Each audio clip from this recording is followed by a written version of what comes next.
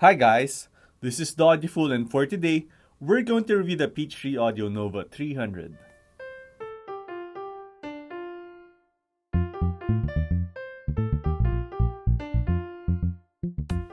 I compared the Nova 300 to the Schiit Aegir as well as the onboard DAC to the Bluesound Node 2 DAC.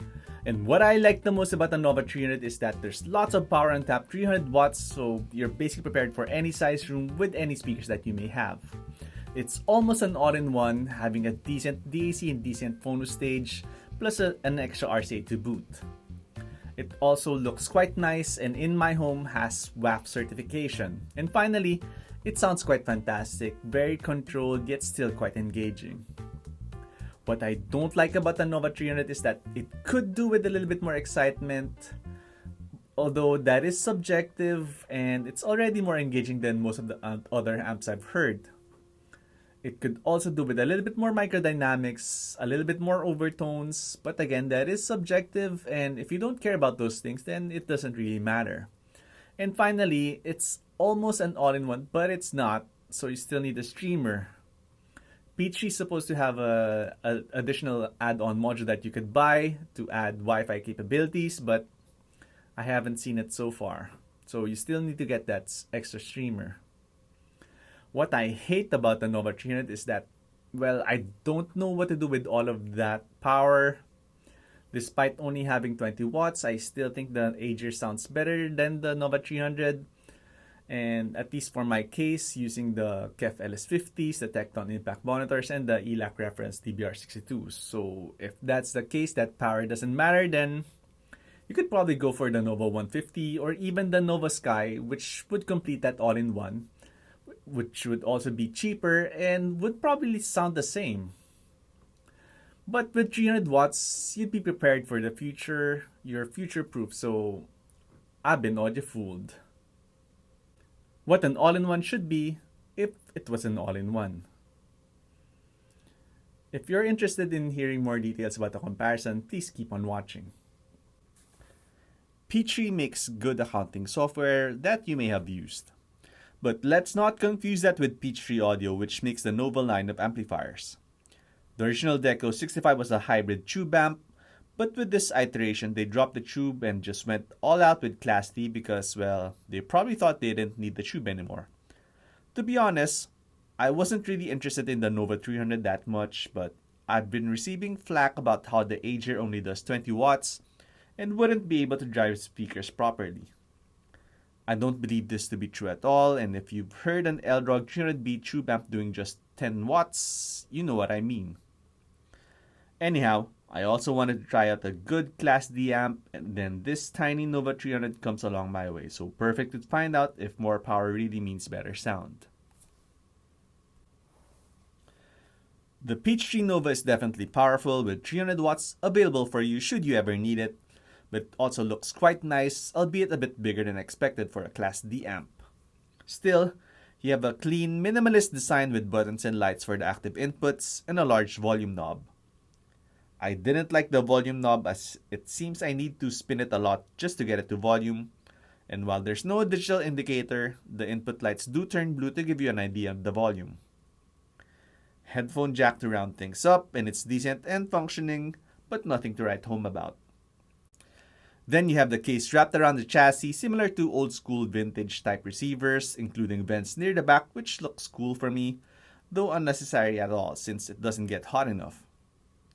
At the back, you have the switch, plug, 2 USB inputs, 2 optical, 1 digital coax, loop input and output, preamp output, and 2 RCAs, one of which can turn into a phono stage by pressing and holding the button. The phono stage does quite well and it seems to be on par with my Schiit Mani. Finally, you have the speaker outputs, positive, negative, which is sort of laid out in an unusual way, but not really a problem. All in all, looks are well done and you have enough inputs for connecting your laptop, your CD player, your turntable, your streamer, so it is almost an all-in-one except that it doesn't have a streamer built in, so maybe I'll just call it an all-in-two. Supposedly, you could buy a Wi-Fi module to make it complete, but I haven't seen one out in the market yet. Compared to the Schiit Aegir using the Yggdrasil GS and the KEF LS50s, The Nova sounded quite good and I preferred to listen to it in 2 out of 5 tracks, which were bass-laden tracks. Songs which needed more nuance and emotion, I preferred the Aegir, wherein there's a bit more engagement for me. If you listen to a lot of techno, electronica, or you want louder bass more than the Aegir could provide, then the Nova is for you. In terms of bass, the Nova 300 is better than the Aegir. You have slightly louder bass, yet even grippier and under control. The Aegir sounds a bit more loose, a bit weaker, and I already find the Aegir bass to be quite acceptable on its own. Perhaps that flatness translates to better mids, as the mids are slightly richer in the Aegir as well as being slightly more detailed, having a little bit more overtones, especially in piano notes compared to the Nova 300.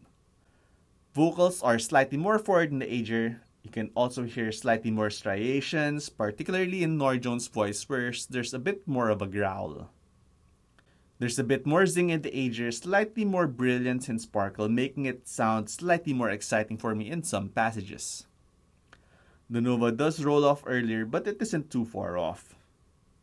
There's also a bit more space between instruments, more separation in the Aegir, and the soundstage was also slightly deeper. The Nova does sound more silent and cleaner than the Aegir. I still think that the 20-watt Aegirs sound a little bit better than the 300-watt Novas, but the Novas still sound quite fantastic and has superior bass. And even in monoblock mode, the bass is still superior in the Nova 300s, although slightly less so. And given that you have 300 watts, you can basically get any size room and any inefficient speakers that you may have, and you can drive it to your desired volume and more. Plus, being integrated with everything loaded on it, including a decent phono stage, I think the cost of entry is worth it. Next, we check out the built-in DAC compared to the Bluesound Node 2, this time using the ELAC reference DBR62. It wasn't as good as the Node 2 and I preferred the Node 2 overall, but it isn't too bad, and the Node 2 isn't really much of an upgrade, just offering slightly more refinement. I still preferred the Node 2 DAC over the built-in DAC of the Nova 300 for all my test tracks and for all genres. Bass is more or less the same, but the mids sound slightly thicker in the Bluesound Node 2, and vocals in the Nova sound slightly flatter as well as being more shouty. Highs are more or less the same as well, but the soundstage is a bit deeper in the Bluesound Node than the Nova 300. Clarity is about equal, but if push comes to shove, I'd say the Node 2 is negligibly cleaner. The Node 2 DAC is better, but not so much so, and I still think you're better off getting a higher class DAC than either of them, something like maybe the Airs Audio R2R, or maybe even something higher. You still may need to get a streamer though, and the Bluesound Node 2 is one of the better options, especially if you don't have a spare laptop or phone, or maybe you can't find the Chromecast audio, or you find those Raspberry Pi streamers to be a bit complicated to use. For me, I'm actually not going to use any. I'm not going to add the streamer to it. I'll be connecting it to my TV as a secondary system in my living room. Thank you for watching and I hope you enjoyed this video. If you have any comments or suggestions, just write them down below. See you in the next video.